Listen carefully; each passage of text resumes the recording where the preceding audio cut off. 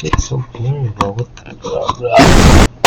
Okay. Wait, my other mics. Okay, so with my really crappy mic, here is another project breakdown.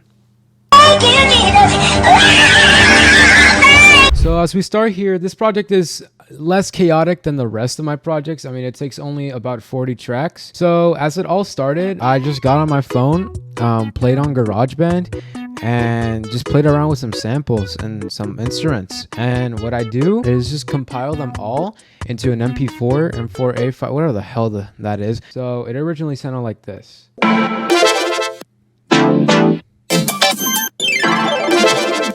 And then if you just take all this, it just sounds like this.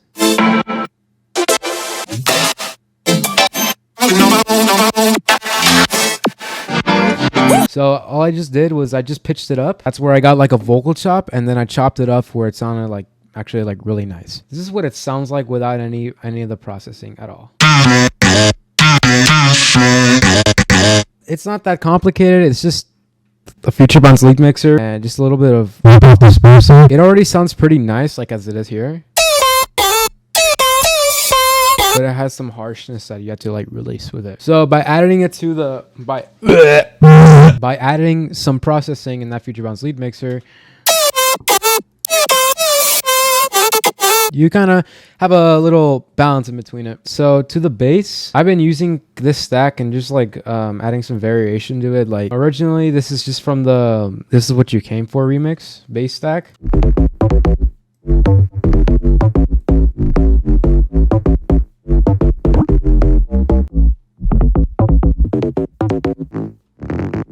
I just copied it, messed around with it. I added a little bit of a funky EQ to it, and just messed around with the preamp with the distortion, free distortion, and then that's pretty much it. The sub is just the same thing, but this time I usually distort my subs just a tad bit so I can have that crunch. But this isn't Future Bounce anymore. This is 2025 Paulø, so we turned it off. Lead chords, those little like one shots you hear.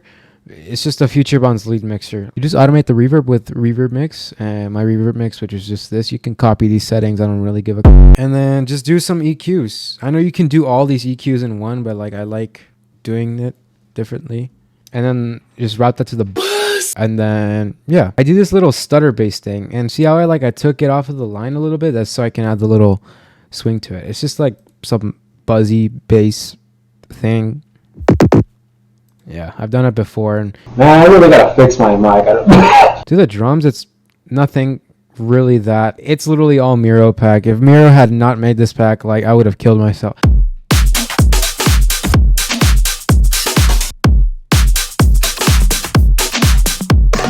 It's so easy to make tech house and club, just like layer.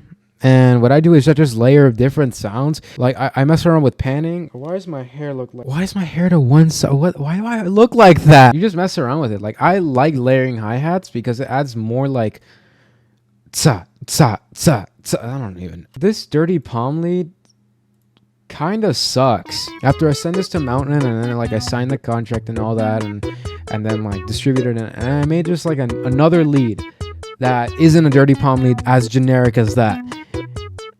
And it sounded a little bit better, but it still sounds noobish. I don't know. What do you think?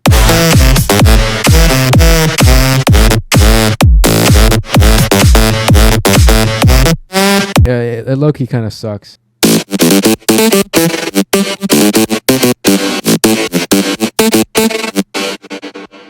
Yeah, it's so stupid. Oh, and this thing? It's just a chopped up thing I did with the vocal originally. With the main vocal, and then this is a little vocal chop that I kind of messed around with too. It just blends it all together, and I feel like it created that nice blend that it feels unique in its own sense. In my opinion, like you can dispute that. Like I don't really care at this point. This is just the crunchy bass shot. It's just like higher in volume, and I made it unique so I can mess around with it more. It's just this thing, some atmospheres, and then the melodic atmospheres. And for the drums, they're just very like subtle. mean, and this would carry the break, in my opinion.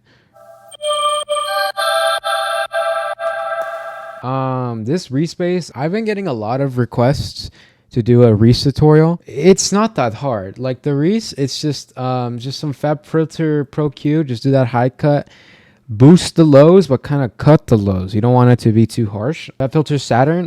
Which preset is this? Dynamic Warm Transformer. Yeah, you want to transform the warm.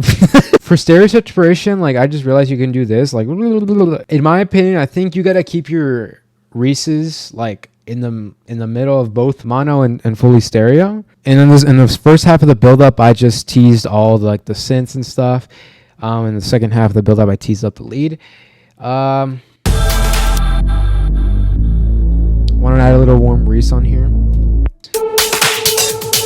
And then I also returned the bass from the break. It's the same repeating thing. So it's just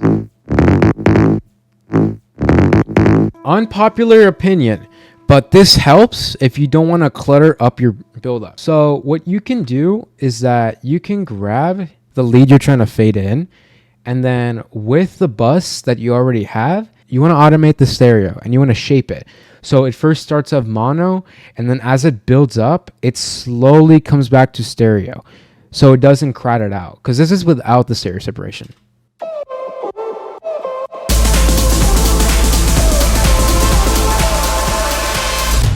It sounds a little bit too cluttery, and it's all over the mix. And then when you put the stereo separation, it feels like it's like coming in and out, if you know what I mean.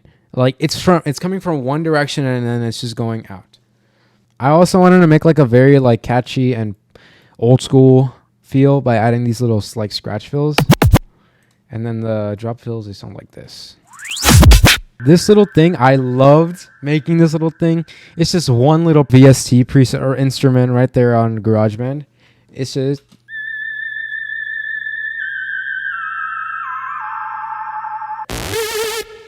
this is some sort of Mike Williams thing, but it's like that late 80s, 90s thing. The way it says Divo pre-drop. So I messaged Divo and I was like, hey, I need an idea for like a sort of like pre-drop thing for this little break. And he's like, oh, you gotta do something like, and the beat goes like, and then I was like, oh, I have this thing called the beat goes on, kind of like that. And then so he recorded him basically explaining like, oh, you gotta have it like, and the beat goes like, and then I just sampled it. For the second break, I wanted to repeat what I did for We First Met, but like kind of make it a little bit better. I've been so obsessed with making these little like funky breaks. So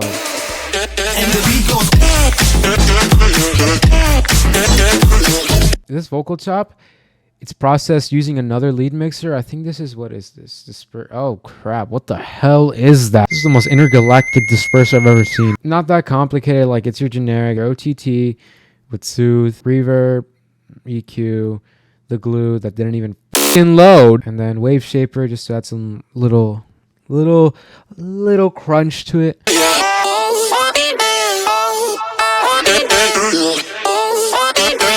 Yeah, I just brought back the bass from like the breaks,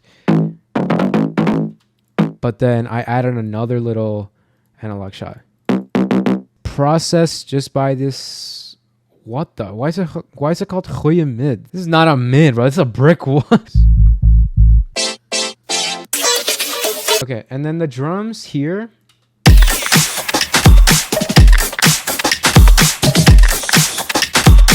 Okay, for the vocals, it's just nothing too complicated. Time to face it, don't rearrange it, don't act complacent, don't act complacent. Trying to be wise, you say that I'm your dime, but I know it's all rhymes, all rhymes. Don't act like it's one size, this love it's just. Oh, that little cut right there. I wanted to not make the vocal too wide. And in this case, wide with reverb and decay. Because there's a lot of stuff going on in the background. You want to hear it. So cutting it off, it kind of helps a lot. A little cool thing. I'm way too. Yeah, I just wanted to end it like that. Like, if I'm going to be honest with you, if I end the song like that, it just sounds so nice. That's pretty much it. Subscribe. What is this? Tokyo Mater sample? Oh! Yeah, it literally says made her Tokyo Korean and song. Yeah, anyways, is this. 세상